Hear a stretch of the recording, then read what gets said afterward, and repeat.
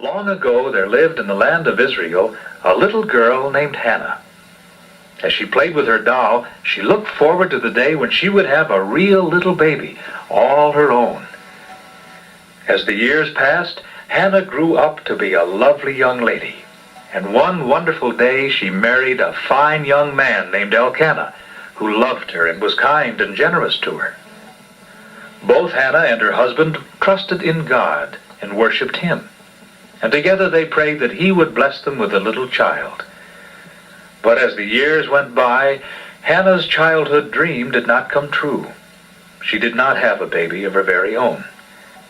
Some of the young mothers were unkind and poked fun at her, pointing to their own children. Often she would become so sad that she would creep away by herself, great tears rolling down her cheeks. How she longed for a little child.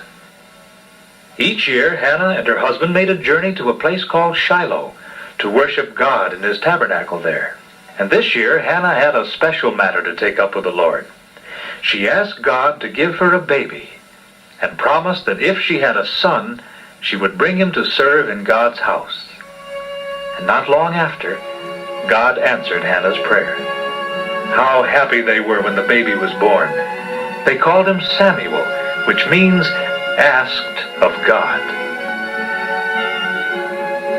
As soon as he was big enough to go away from home, Samuel was taken to Shiloh, just as his mother had promised. There at the temple they talked to Eli, the high priest.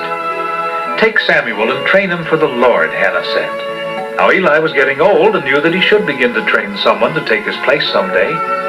So he gladly took Samuel to live with him in God's house. As time went by, Samuel was able to assume some important temple duties to help Eli. He opened and closed the doors and kept the lamps cleaned and filled and burning. How pleased Samuel was to see his parents when they made a visit to God's house. Each year his mother brought him a new coat to wear over his simple linen gown. It was hard for Hannah to leave Samuel at the temple and go back to her home in the country. But the Lord blessed her, and soon there were other babies in her house, Samuel's brothers and sisters.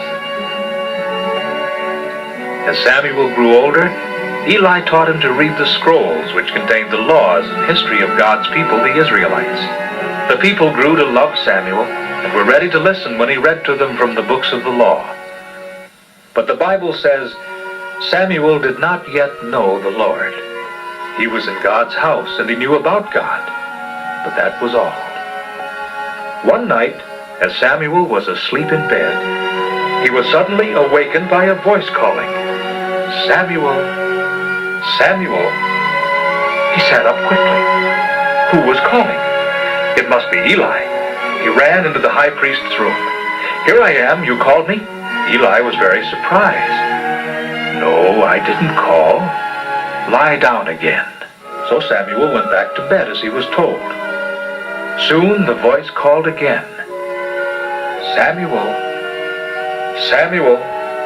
And again Samuel ran to Eli.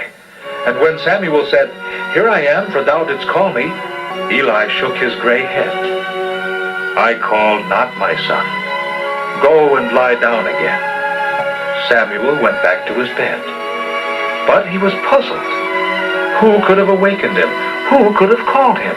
It wasn't long before the clear voice called the third time, "Samuel, Samuel."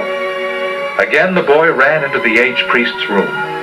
This time, Eli realized that something unusual was happening, and that it was the Lord Himself who was calling Samuel.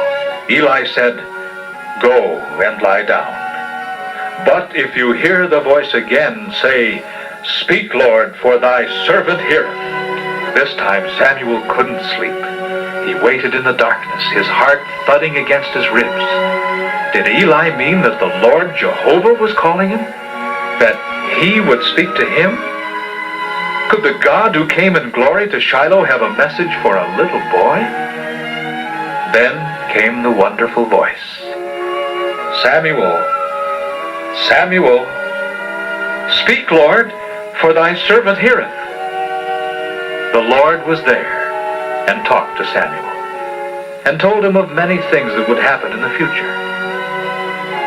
The Bible says that after that, Samuel grew, and the Lord was with him. And all Israel knew that Samuel was established to be a prophet of the Lord. Samuel would be the one who would bring God's message to the people.